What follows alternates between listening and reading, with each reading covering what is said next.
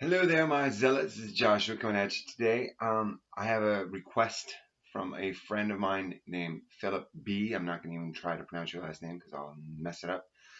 But anyway, Philip says, and I'll read it from my phone. It says, Joshua, I discovered that nowhere in the Bible is there a prohibition for first cousin marriages. I'd like you to make a video about it. I noticed that many countries create laws against the practice of this biblical marriage. Interesting. So there is actually no prohibition against biblical marriage. However, Moses also he also allowed for a prohibition against specific marriages. He said, he gave a law that allowed for divorcement. If a man got annoyed with his wife, he could divorce her for any cause, basically. But Jesus Christ said, you wrote that for the hardness of your hearts. Now, he wrote that saying that he did this for the specific purpose of saying, like, there's an intention behind it, okay? The intention behind marriage should be for life. That is the whole point of marriage, is for life. For this cause, a man shall be joined together with his wife, and those two shall be one flesh. Now, why do I bring this up? I bring this up because in the prohibitions in Leviticus, it says you're not supposed to have sex with your brother. If you're a woman, no siblings, no father, mother, no parents, no grandparents, blah, blah, blah. No first people, okay? Now, God also said that you should not leave Israel. You're not supposed to marry somebody outside of the Israeli nation. You're supposed to marry only those people that have the same beliefs as you, which means that their numbers were very limited in who they could mate with. Now, if you are having sex with somebody that is outside of your nuclear family, the chances of getting a genetic disease is greatly reduced. Okay, it's dramatically reduced. And first cousins is not that, I mean, it's bad, but it's not horribly bad. But because of their finite ability to mate outside of their family is difficult.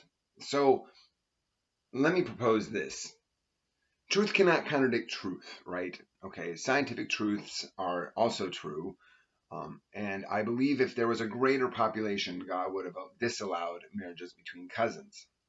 But because there were so few people, that God was like, listen, I will allow it just because there's not a lot of people to choose from. And because there wasn't a lot of people to choose from, God was like, I'm going to bless you guys regardless.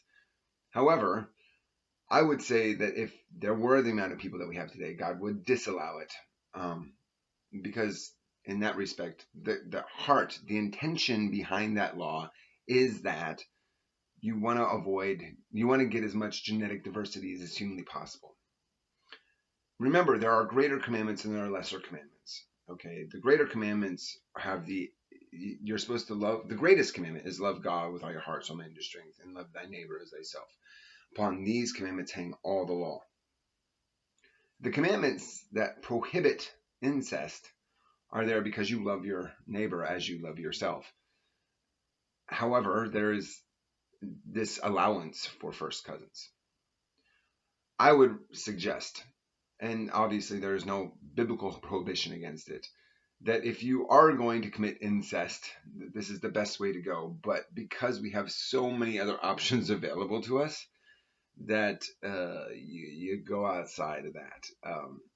And to be perfectly honest, I would be like, that is like the last ditch effort. If you can't find anybody else to mate with, then yeah, first cousins is allowed. But if there's others out there, then I would go out and find somebody else. Yeah, so yes, it is biblically allowed.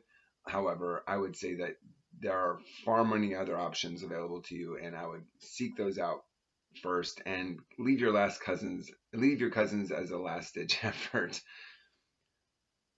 That's just my take on it. I won't say that it's not of God to marry your first cousins, because it does say it's allowed, or it doesn't say it's not allowed.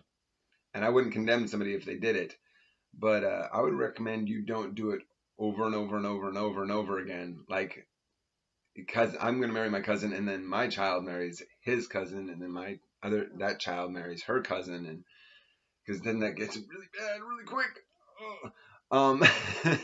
Anyway, I'm Joshua. I hope this answers your question, Phillippe. Yeah, so there's your cousins. Ugh. Be careful with that. You have a nice day. Bye.